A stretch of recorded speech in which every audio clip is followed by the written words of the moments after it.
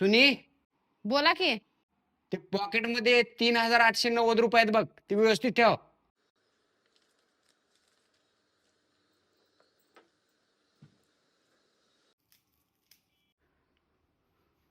ठेवलीस का पैसे?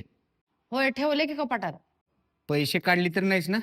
अजिबात नाही. विश्वास नसेल तर जावा मोजून बघा. अगं मोजलोच नव्हतो.